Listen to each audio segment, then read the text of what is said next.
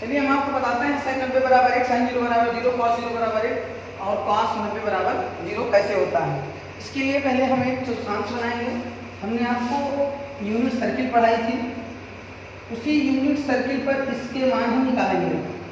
हमारे वीडियो बनाया गया था यूनिट सर्किल पर, आप उन्हीं वीडियो को देखिए तो आपको ये चीज़ें पूरा समझ में आ जाएगा। देखिए कैसे, एक हम वृत्त बनाए थे, ये यहाँ हमारा मूल बिंदु 0,0, यहाँ पर हम कोई बिंदु लिए थे P, इसका निर्देशांक x, y था,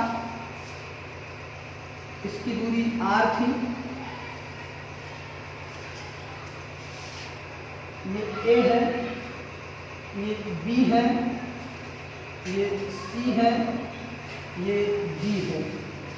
ये चीजें हमने आपको बताई थी। यूनिट सर्किल हम लेंगे, यूनिट सर्किल के लिए हमने r बराबर त्रिज्या, जो हमारी त्रिज्या थी, हमने 1 लिया था। ठीक, हम जानते हैं कि साइन थीटा बराबर y अपान r, कॉस थीटा बराबर x अपान r।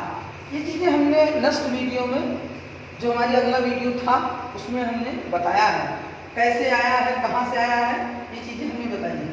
हम यहाँ पर यूनिट सर्किल ले रहे हैं, त्रिज्या हमारी r बराबर 1 है, वहाँ फिर कर देंगे तो हमारे पास आ जाएगा साइन थीटा बराबर y, कॉस थीटा बराबर आ जाएगा x, कॉस थीटा बराबर हमारा आ जाएगा x। अब बिंदु हमारा हो जाएगा बिंदु x कॉस थीटा कामा y क्या है, साइन थीटा, ये हमारा बिंदु हो गया।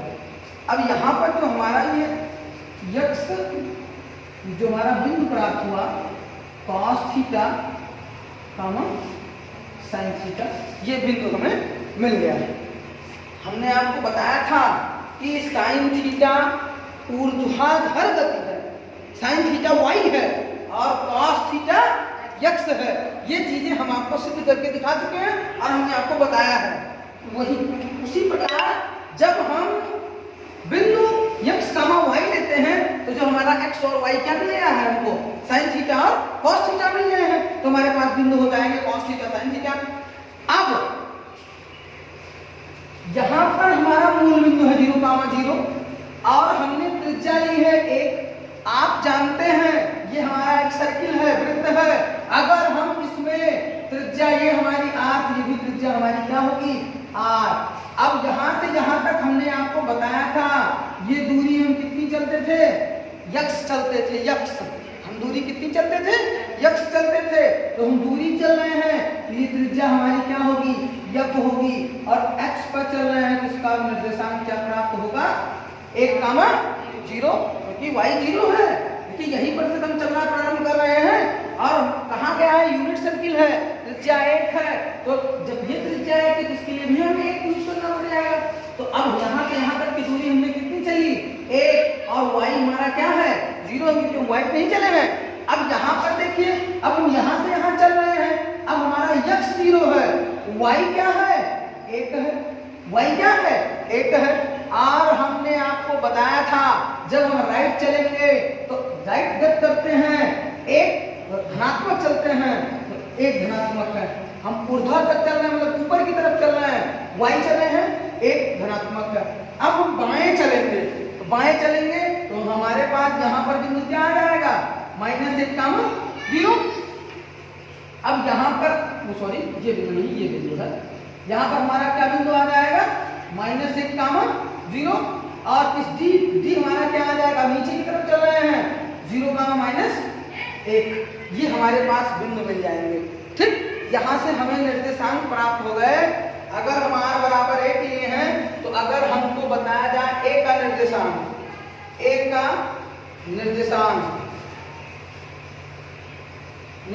क्या है, तो हम क्या लिखेंगे, 1,0, b का निर्देशांक 0,1, c का निर्देशांक -1,0 और d के निर्देशांक क्या होंगे, और d के निर्देशांक हमारे 0,-1 है।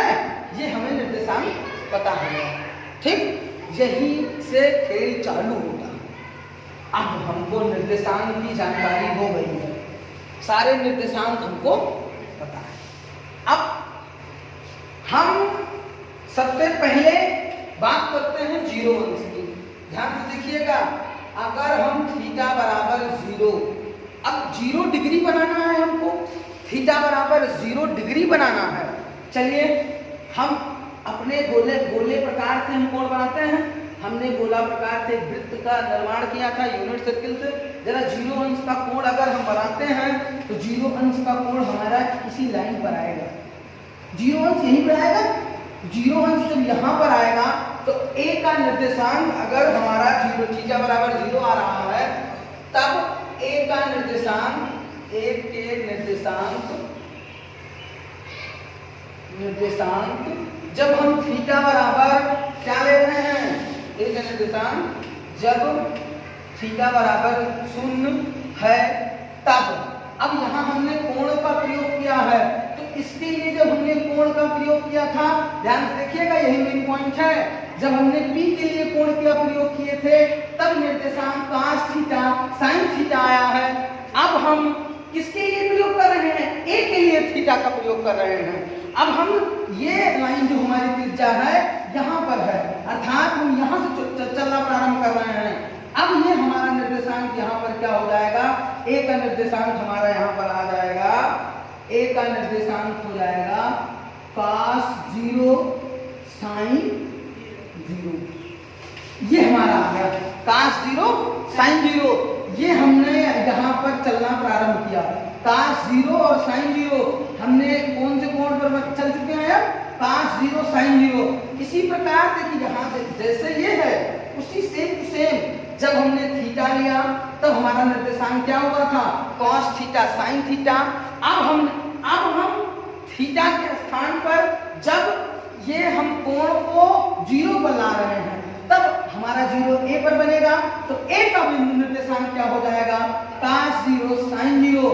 इसी प्रकार हम B का निर्देशांक जब लेंगे, B का निर्देशांक थीटा लिए हैं तो A बराबर हमारे पास प्राप्त होगा, A के बिंदु हो जाएगा, बिंदु हमारा मिल जाएगा cos 0 sin 0। इसी प्रकार जस्ट जब हम थीटा बराबर 90 डिग्री लेंगे, अब हम थीटा बराबर क्या लेंगे, 90 डिग्री, थीटा बराबर 90 डिग्री, तब B पर निर्देशांक प्राप्त होगा, B पर निर्देशांक प्राप्त होगा cos 90 sin 90। ये तो प्राप्त होगा। अब हम B पर निर्देशांक की बात करते हैं, B पर अब जो हमारा ये कोण है वो कहाँ पर पहुंचा है, B पर, और कितने डिग्री हम ले रहे हैं, देखिए B पर कितने डिग्री का कोण बनेगा, 90 डिग्री। तब हमारे पास आ जाएगा cos 0 cos 90 sin 90। ये हमारा हो जाएगा। तो ये क्या है, घर पर हमारा आ जाएगा cos 90 sin 90। ये आ जाएगा। आगे अब हम C के निर्देशांक की बात करते हैं। C के निर्देशांक, जब हम C के निर्देशांक की बात करते हैं तब हमारा हो जाएगा थीटा बराबर 180 अंश। देखिए यहाँ एक सरल रेखा बन जाएगी, पूरी एक सरल रेखा। अगर हम यहाँ पर गोला प्रकार रख के इधर दिखाते हैं तो एक सरल रेखा बन रही है, कितने डिग्री कोण बन जाएगा फिर, 180। अब निर्देशांक C पर हो जाएगा, C पर निर्देशांक हमारा आ जाएगा, C पर निर्देशांक हो जाएगा cos 180 sin 180।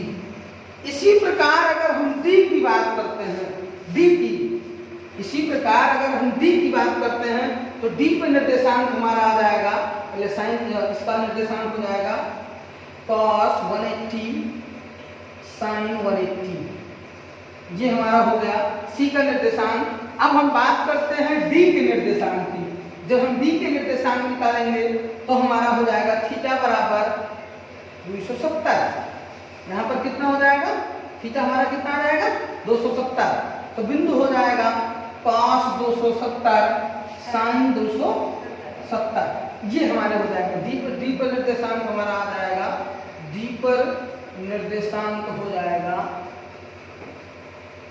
cos 270 साइन 270, ये हमें निर्देशांक प्राप्त हो गए।